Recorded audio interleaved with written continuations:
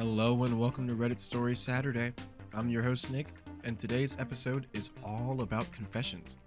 Whether it's confessions about relationships, about jobs, about bad decisions made years ago, we got a whole lot of stories here for you today with some pretty juicy updates too. So, if you guys are excited, make sure to hit that like button, subscribe if you're new, and let's go ahead and get started with our first story.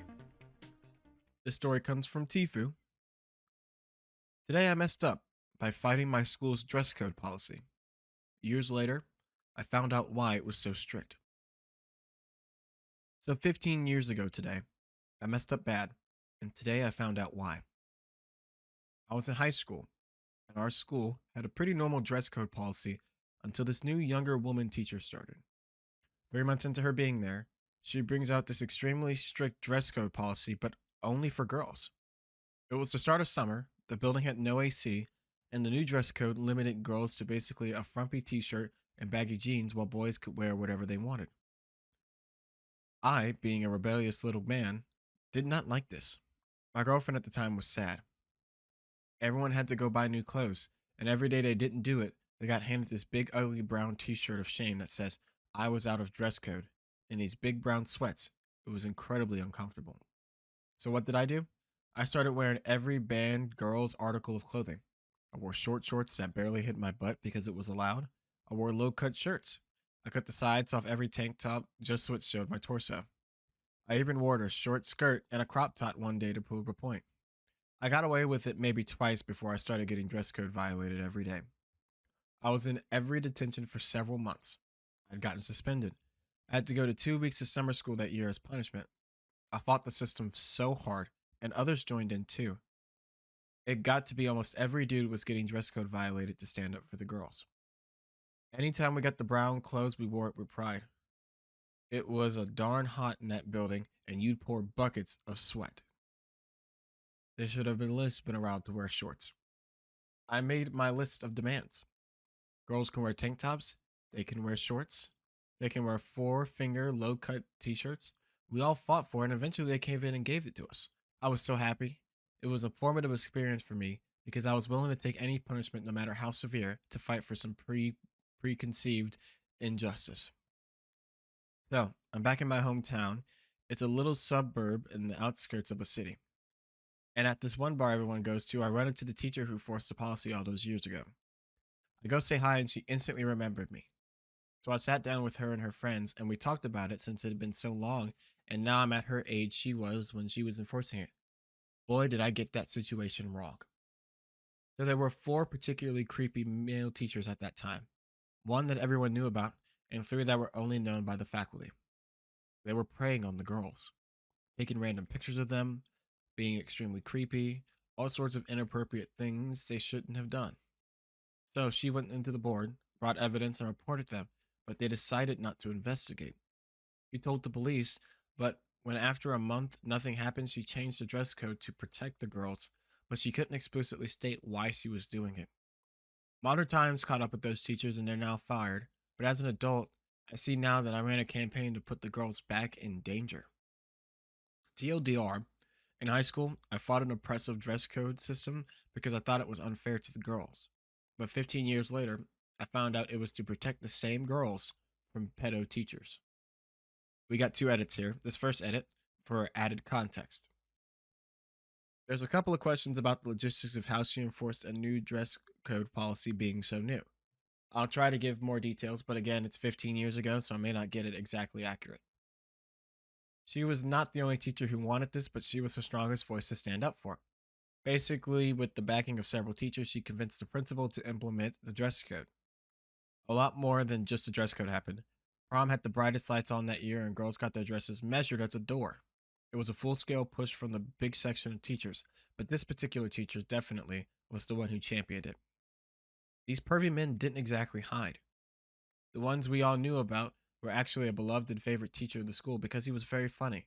His policy, and I'm not kidding, if you wore a low cut shirt and bent over while taking in your exam, he would give you extra points for it.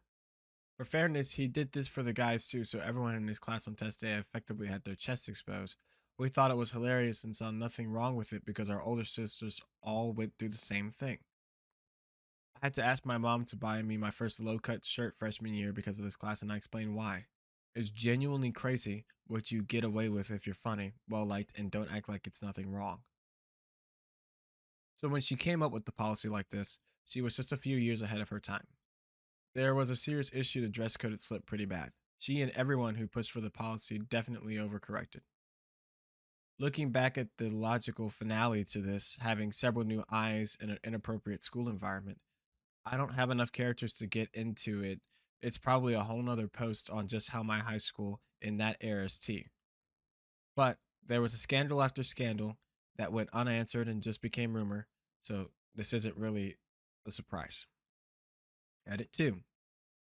This post is still getting a lot of attention. I'm seeing a lot of similar comments, so I'll add this as well.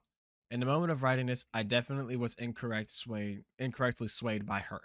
I believe now what I did is right, and punishing the victims was not an appropriate way to handle creepy men. Looking back more on it, the way they enforced the dress code was not okay. It was a frequent use of humiliation to girls, so not only were they being predoed by pedos, but they were also being bullied and humiliated by those who claimed to protect them. Gross. Ooh, that was a lot to read there. So overall, this is one of those things because this is 15 years ago to this year in 2026, and it was a different time. Granted, it still shouldn't have been long enough where men should be getting away with doing this in the classroom, you know, or just any teacher in general, not just men. That this sort of behavior around children is kind of concerning. Um, I do agree with him at the end. He is right. I think them standing up for the girls was one of the best things that they could have did. They did exactly what they were supposed to do. Because yes, even though the dress code was here to protect them, it was implemented as a means to keep them away from people who were going to try and take advantage of it. It still doesn't change the fact that they shouldn't have to, right? A girl shouldn't have to be worried about what she's wearing to school if it's like outside of like coming to school not, undecent. uh, Otherwise a kid should be able to come to school wearing whatever it is they like. If I like wearing a certain band t-shirt, then I should be able to wear that. If it's hot outside, I should be able to wear shorts as long as they're not riding up my butt cheeks. Stuff like that. Every kid, they deserve at least a little bit of movement and a little bit of room, so that way they can express themselves in that way without worried about being preyed on by adults in their building, or being mistreated by those who are trying to protect them. Another thing is I do also agree that when he was talking about seeing that teacher again at the bar, yeah, I felt like that was oh, I'm gonna try and explain myself, and maybe you'll agree with me. And you know, at the end of the day, this was a situation where you guys did something cool, but it still doesn't excuse the fact that the adults in this situation were a problem, and it sucks that it happened to happen that way. Let's read some comments. This first comment says, "You did exactly what you could with the information you were given, but that school failed their students. They should just come out and tell the girls what's going on so they can protect themselves when the school won't help them." I can kind of see where they're also trying to tarnish the not creepy male teachers, but I would force the good teachers to make a stand against the creeps. Another person replied to that saying, "Bring all this up at a PTA meeting. Name and shame those teachers, the administrators, and the police who refuse to do their jobs, and show your evidence. Punishing the girls because grown men are being creepy is exactly the wrong message to send." Absolutely. They're absolutely right on that. You know, this is one of those moments where no, if people aren't doing what they're supposed to do, use what you have and go public with it. Yes, it's gonna make your life difficult. It's gonna make anybody's life difficult, but oftentimes doing the right thing is hard. Doing the right thing of anything, returning somebody's money, helping somebody fix something, all of those things. Those are hard decisions to make. But when you're talking about taking care of kids at a school building like this, you've got to do your best to make sure you're protecting them in the best way. And the best way to protect them is that I would have whistleblowed and said, "Hey, these X, Y, and Z teachers have been caught doing this. Here's evidence. Here's proof. and we need to either you need to do something about this or I can share this with the public. Um, we got another comment. This one says, "Screw that school administration for protecting child predators. It is beyond me why schools refuse to investigate and immediately fire those people when the evidence is provided." All right. We got one more comment. This one's kind of a longer one. "I was on a high school team that had a long history of winning state championships. We were feared and respected because our coach was so good at his job. He was also very active and respected in that community, and when we went to this team, immediately fearing him and completely under his thrall.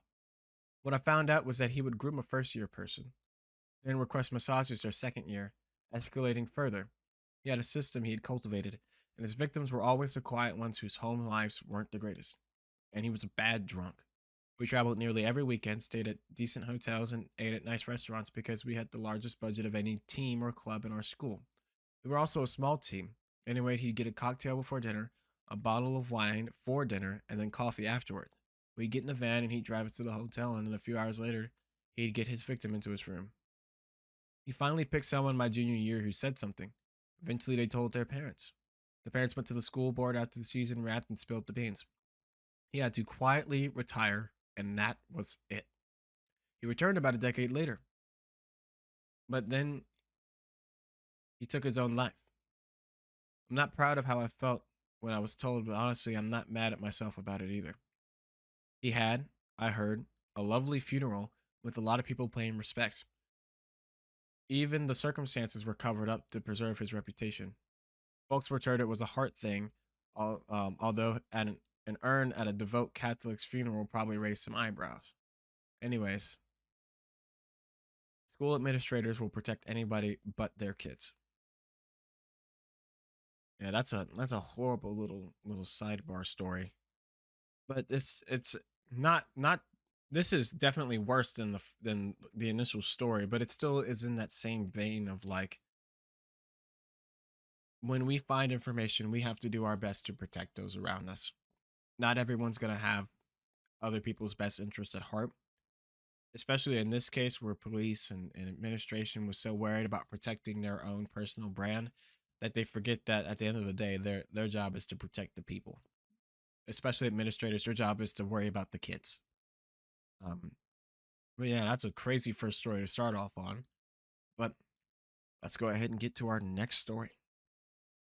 All right, our next story comes from TIFU. "Today I messed up by jokingly ringing up a transaction for $28 million dollars at work. I work at a liquor store, and it being the 26th of December, it was relatively very slow today.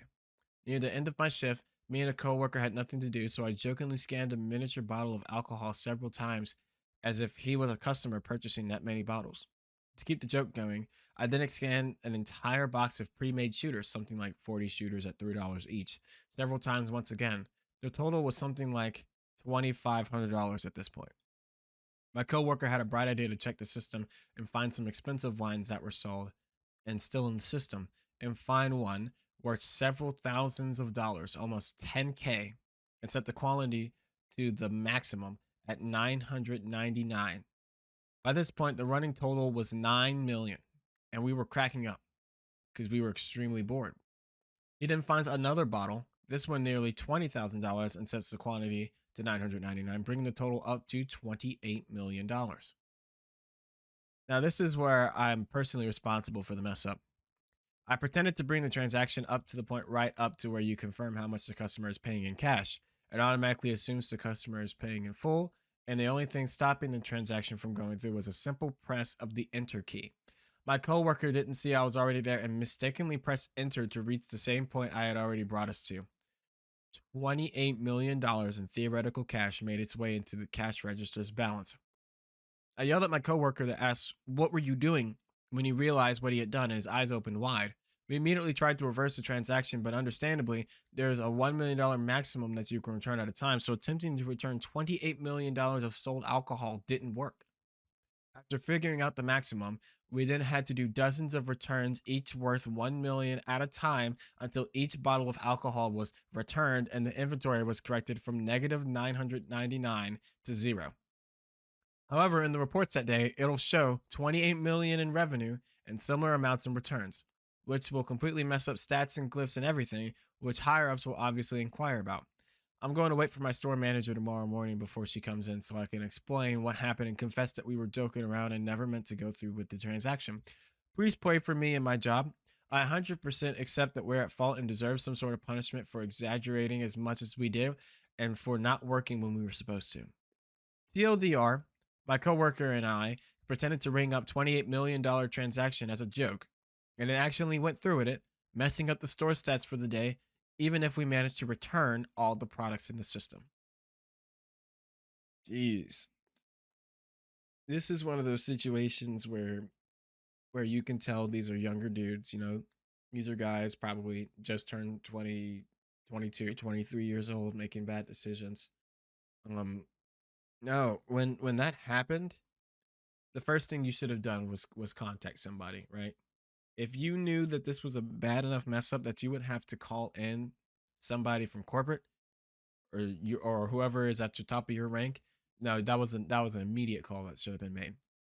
That's what prevents things like this from like really exploding, because to be honest, a boss is more willing to keep you if they had been told immediately after something happens. Um, but yeah, no, that's crazy. Um, I don't think yeah, they didn't drink anything. They were just bored, which is crazy that they were just bored. I can't imagine these guys on the influence. This would be a crazy story to tell. Let's check out a couple comments. First comment says, should have called the manager right away. Best to be proactive with mistakes and react to them flipping out.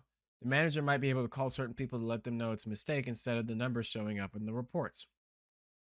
Yeah, I mean, literally what I just said. Same deal. You should have let somebody know before making anything else worse.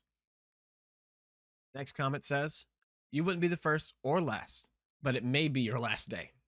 Account slash financing slash payroll can just void the transaction too. Yeah. And that's most businesses. They have systems in place where if it's like that, they can just go through and say, oh, this didn't actually happen, so they can clear it. One last comment. To be honest, in this case, it probably would be easier to let management know before trying to correct the mistake. There's probably a way easier way to correct it behind the scenes than you have access to. Yeah, so I mean, same deal.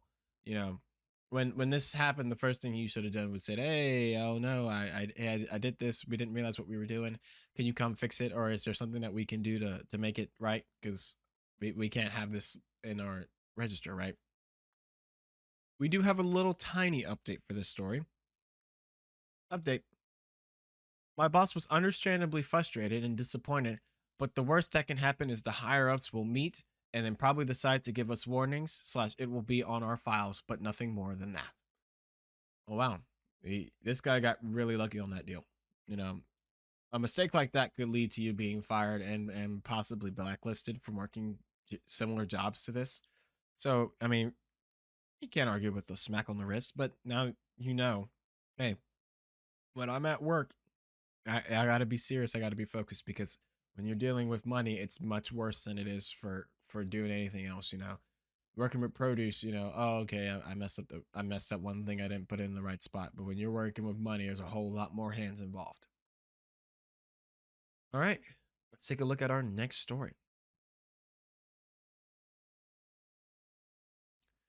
This next story again from TIFU. Today I messed up playing a game with my girlfriend. This is one of those play stupid games, win stupid prizes story. A week ago, I, 25 male, came up with an exercise for my girlfriend, 28, and I. The task was simple. Create a vision board, aka those things people used to do where they put pictures on a board of the achievements they hope to accomplish in life. My vision board had the same concept, however, the concept of the board only applied to achievements my girlfriend and I were still hoping to experience. I thought it would be fun. My girlfriend thought it was silly but agreed to participate. Last night was the deadline. The two of us presented our vision boards to each other for the very first time. We had no idea what was on each other's vision boards until that moment. Both of our vision boards were done digitally, so we had to connect our laptops to the TV during our presentations. I went first. My vision board featured the following: public, not necessarily in front of people, but whenever there's a risk of getting caught; threesome, sex under the influence; BDSM, and then butt stuff. That was it. My girlfriend was next. Her vision board featured the following: an orgasm. That's it, the word orgasm with the period at the end. My girlfriend said she'd never had one before. At first, I didn't believe her because she's always very vocal and very convincing about finishing. My girlfriend came clean and said she was just faking it. She always faked it. And not just with me, but with every guy she's been with. She said in her experience, the truth usually came out one way or another, and the vision board was our moment of truth. To be honest, I was still kind of okay at this point, but then she said I was in her top 5 list of people who came close. I shouldn't have, but I couldn't help but ask if I was number one. And in the spirit of transparency, my girlfriend said no. I questioned my girlfriend long enough to realize that I was in the bottom 2 of the 5 and that the number one spot was one of her cousins, a guy we still see from time to time at family events. I was emotionally exhausted and suggested that we got to sleep and unpack everything in the morning. However, this morning, our dog needed to be taken to the vet because the poor guy tried to jump on the bed to say hello and forgot he's like 1,000 years old, so he hurt himself. I'm at the vet now. My dog's going to be okay, but I figured while I wait, I might as well create an account and share my story here. Maybe y'all can laugh at me or with me or give me some advice on the way forward. Either way, thanks for reading. TLDR, I came up with the idea to create a vision board of achievements that we wanted to unlock in our lives. And my vision board included things, whereas hers included the one thing my ego was unprepared for. Oh my gosh. Okay, the first part of the story is like, oh, okay, no, you just messed up. She showed you that you weren't, you weren't the top ranking, for her or whatever. And then he just drops this bombshell, this random bombshell in the middle of the story. Um, yeah, it's just out of nowhere because he legit it's like, I questioned my girlfriend long enough to realize that I was in the bottom 2 of the 5 and that the number 1 spot was one of her cousins. Oh my gosh. And he just walks past it like nothing else happened. That is crazy. Um I don't know what to say to that. Uh that is oof. I don't even know how you even start that. Cuz I wouldn't be able to continue with that. I'm like, I just that is so mind-boggling to me. I can't imagine this girlfriend of mine who I'm in a very committed relationship with has just out of nowhere is like, oh yeah, by the way, um I I have a ranking of the top 5 and my cousin's number 1 and you're at the bottom of the 5. Uh that is that is so crazy. Oh my gosh. Um let's read some comments. The first comment says, "My significant other and I just play Minecraft and stuff. Didn't know that there are people out there doing fantasy PowerPoint presentations about their cousins." Oh yeah, this is yeah, this is nuts. Second comment, pro tip: if someone says you're in the top 5, it always means bottom 2. If it wasn't, they would have just said the top 3. Yeah, I mean that's true. Let's just be honest. When people talk about statistics, um, if you were like number 3 of the top 3, they would call you top 3. If you were number 5, then they would say top 5. Um, whew. Third comment says, reality check here. Your girlfriend just told you that her cousin had sex better than you do. Walk away. Yeah, yeah, nah, that is yeah, that is crazy. I'm so lost for words. But there's no reason to be lost for words because we got ourselves an update. Update number 1. Update. A few years ago, my girlfriend informed me that I'd never made her finish. In fact, no one made her. She always faked it, even with me. However, according to her, there was one person who came close, and that one person was her cousin. Yes, she slept with her cousin. All of this came out when I came up with a game where we wanted to make bedroom bucket lists about vision boards. Her vision board had one thing on it: finishing. She just wanted someone to make her finish. Our relationship gradually fell apart and we eventually broke up. But I never made her finish. But it was not from a lack of trying. Cut to New Year's Eve 2025. I was at a party and noticed a cousin who apparently made my ex girlfriend almost finish. It was my first time seeing him in years. I approached him and asked if he could tell me what his secret was to making my ex almost finish. But I didn't jump to that question right away. But I also didn't waste too much time getting to the point because I was a little tipsy and I didn't want to enter 2026 without knowing where I went wrong. Based on the cousin's body language, he appeared too drunk or too high or both, and he counted in my favor because he instantly took pity on me for carrying this burden and decided to tell me what he did differently in the bedroom. He said the thing that made her almost finish was not his technique, but the fact that they were family, because it felt like taboo between the two and he turned her on more. It actually made sense to me. The cousin proceeded to put his arm around my shoulder and say that he mostly has sex with guys now. I nodded without knowing what to say. The cousin says having sex with guys is more straightforward in his experience. Each one finishes regardless of how you feel. No mystery, no question marks. I said I preferred the mystery and the question marks women bring into the bedroom. The cousin, who has now had his head on my shoulders, said, "Well, once you try it, you can't walk away." I thanked him for the chat and said my girlfriend was probably wondering where I was, so I better go. He made me save his number on my phone before allowing me to walk away. Yeah, there was no girlfriend looking for me. Oh my god. It gets worse. Oh, it gets worse. This is. OP read this. He experienced this. He typed this out. He went through all of this and was like, yes, let me share this with the internet. Oh my gosh. Look, he admits that, you know, they fell apart and they stopped dating a couple years ago. Um, why on earth are you going to ask about that? I don't need to know that. You don't need to know that. Um, so not only did he find out information that he really didn't need to know, but he also in the process managed to get hit on by the cousin who was sleeping with his. Oh my goodness. The first comment to this update says, "What did I just read?" Yeah, no, this is nuts. Um yeah, this is crazy. Um oh yeah, this is just one of those times where I feel terrible for having eyes. But it doesn't end there. We have one more update for this one story.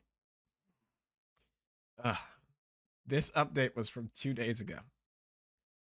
Update 2. My ex girlfriend called me yesterday. She didn't waste any time getting straight to the point. She informed me that she was at a family gathering recently and her cousin was there. She said he couldn't wait to tell her more, that he bumped into me at a New Year's party and we hit it off, according to him. I confirmed that we did have a conversation at the party, but it only happened because I was drunk and I was an idiot. My ex girlfriend said her cousin had a different version of our so called conversation. He apparently told her that I was still obsessing over the fact that I could never make her finish, and so I decided to distract me the same way he distracted her when the two of them were finishing. I made my ex aware that A, this was actually none of her business, and B, nothing happened between me and her cousin. My ex girlfriend asked if I thought getting over not making her finish meant getting freaky with her cousin, but I never actually messed with anybody else, unlike she did. My ex said sleeping with her cousin was messed up and she regretted it. What was more messed up was me using her cousin to get back at her. I denied using her cousin for anything. I said I just wanted information. My ex asked if my ex asked if what I called asking her cousin for his number. When I asked her why she was so upset, she said me and her cousin deserve each other. Wait. When I asked why she was so upset, she said me and her cousin deserve each other, because the two of us made her realize that better men exist and some of them actually know how to make a woman finish. But I think deep down my ex might have taken pity on me when I didn't say anything back at the moment because she suddenly spoke with a softer tone when she asked if I was still there. I said I had to go. We awkwardly said goodbye, and that was that. The end, I hope. I didn't sign up for a saga, man. TLDR, my ex girlfriend's cousin slash ex whatever informed her about our conversation at the party, which prompted my ex girlfriend to contact me and accuse me for sleeping with her cousin to mess with her. Oh my gosh, this was like signing up for the weirdest YouTube short story I have ever seen. Oh, that was something. Um, yeah, no, I mean this is like if there was a prize to be won for win stupid games, play stupid games, win stupid prizes. This is it. This is crazy. And the worst part is this whole second half of the story could have been ignored if he would have just not dug a hole. Him talking to the cousin was crazy. Yeah, I would have never brought anything like that up. That is wow. Um, well, it looks like OP and looks like OP and the ex girlfriend are off doing their own things. You know, hopefully OP can get over her and stop worrying about her because there is nothing good about being in that family at all. That's crazy. Well, on a less crazy note, let's get to our final story of the day. This last story also comes from Tifu. Today I messed up by not knowing that the guy I like works on the same floor as me. Happened yesterday and I still feel like I want to die. By the way, I'm 19 and he's 21. This all started when a TA for one of my classes got sick and they got someone to fill in for a lecture. The guy they got to fill in was a fumbling mess, but dang, he was also so cute. I did some light stalking afterward and found out that he has a blog, and it was one of the most wholesome slash funny things I had read in a while. He's a total nerd that's attractive, and I'm so into that. One day I was studying in the library and I saw that he took a seat near mine, so I struck up a conversation with him, and it went so great. We talked for hours, and I got no work done. Anyway, I work in a research lab on campus part time. This week, my PI was still out on vacation, but my mentor had full access to the lab, so I was free to do my experiments unbothered. One of my close friends also works in the same lab as me, so we've been having a blast just hanging out in basically an empty lab. It was about 4 p.m. yesterday when we decided to go out into the hallway and just chill for a bit and eat some snacks. One of the doors to another lab that we were standing close to was open, but we didn't think too much about it since the entire floor was deserted. Basically, everyone was still on holiday. We were talking about this guy she was seeing, and when she asked about if anything new had happened between me and the awkward guy who guest lectured, I told her about what happened in the library, and she started drilling me about his facial expression and how close he was sitting to analyze if he was into me. We were saying things like, I feel like at least one time his eyes drooped down to my lips, or did he stare at you for longer than 5.7 seconds? Because if he did, he for sure wants to bang you. It was all for giggles. And in me being the crass, unfiltered person I am, I would even let him bang me in the butthole if he wanted to. And then we both burst out in laughter. Disclaimer, I was kidding. And then out of nowhere, I hear footsteps coming out of the open door next to me, and both me and my friends whip around to look. Lo and behold, to my terror, the guy I like walks out the door, gives us a barely concealed shocked look, and says, Hey, you guys might want to keep it down a little bit. And then he winked at me, went back inside, but left the door open. I gave my friend the most mortified look, and she mouths, Oh, no, it's him. And I suddenly bolt down the hallway and flee down the stairs with my friend chasing behind me until I reach the outside of the building, where I promptly collapse onto a bench. My friend comforted me amidst a fits of laughter, while I died slowly due to the sheer embarrassment I brought upon myself. She also searched up the name of the lab, and it was literally 3 doors down ours, and said, Sure enough, he's listed under our team. This guy doesn't have a LinkedIn or Facebook status saying he works there, and I've never seen him in the hallways ever. Do you think he heard everything I said? Absolutely. Does he lack any reaction worrying me? Very much so. Do I want to dig myself a hole and myself in it? 100%. TLDR, did not know my crush worked in the lab that is literally 15 foot from mine. Loudly say I would let him bang me in the butthole if I wanted to. to my friend right in the front of his open door and other explicitive. He had heard everything. Ooh, this is this is so funny. At least it was like, despite the fact that it was like an inappropriate comments to say, at least it was like, at least it was nice. It was still good things. It was never anything mean. It was never anything bad. It was just like, yeah, I really like this guy, and I like him so much that I let him do these things that I would never do. Um, with him winking in the hallway, I doubt this is all that much of a problem. I bet you he probably likes you back. But for him to just walk in and be like, "Hey, keep it down," and then to walk back like nothing happened, yeah, that guy was probably feeling the coolest he's ever felt in life. That the ego that probably could have rolled off of him was something I've probably never seen before. Um, yeah, no, I I think OP is stressing and thinking about this. I think that there's probably a good chance that either he'll either forget this, or he also likes you, and so this circumstance doesn't matter. Um, really, all OP needs to do is just go have a conversation with them, and I'm pretty sure most things can get cleared up by, "Hey, I'm sorry, I didn't realize you were working. Me and my friend we were just goofing off, having fun, and saying a lot of stuff." All right, well, let's read some comments. This first comment, I mean, at least he knows you like him then. He winked. He could have reacted in a worse way by saying he's not interested or something. Comment number two, he winked at you. OP wants you, or whatever floats his vote. Just shoot your shot, dog. I'll bet on my life saying that he says yes to a date or whatever you go for. One last comment.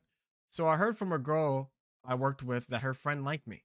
I didn't know her friend, but my buddy did, and he said he would go through her, the cashier, to introduce us. I went through into an empty lane behind her, and he went through the her lane to buy a soda or something. So I'm standing right behind her, and this snake proceeds to ask her out. However, she responds something with the effect of, "No, I like your friend blank." He then looks over at me over his shoulder. She spun around and turned to a beautiful shade of pink. We've been together for 30 years, ended my friendship soon after that. Now, see, that's cute. That's a cute little sidebar story. Now, I don't know if this was actually his plan or if he was just trying to be an awful person. But it looks like it worked out perfectly for you, at least for this comment guy. Yeah, that's an awesome little short story. Um, we could speculate all we want about what happened, or we could read this update that we got for the story. Update. 2 months ago, I messed up. I was infatuated with this super cute guy who came in and guest lectured for one of my classes. I ended up realizing, not in a way that I wanted to at all, that he actually works 3 labs down from the lab I work at. Basically, most of the floor was on holiday, and my close friend and I were hanging out in the hallway joking about my crush on this guy, and I said that I'd let him bang me in the butthole if I wanted to. He overheard, came out, and told me and my friend to be quiet, and then winked at me. And I was so mortified. I didn't come back to the lab until winter break was over, hoping that the large influx of people would somehow prevent me from seeing him again. That didn't happen. On my very first day back, I was in the break room making some toast when he walks in. Oh no. I had thought, knowing that the confrontation was probably inevitable and that I ought to apologize for my comment. But instead, I frantically look away and focus on putting peanut butter on my toast because if I did that, he can't see me, right?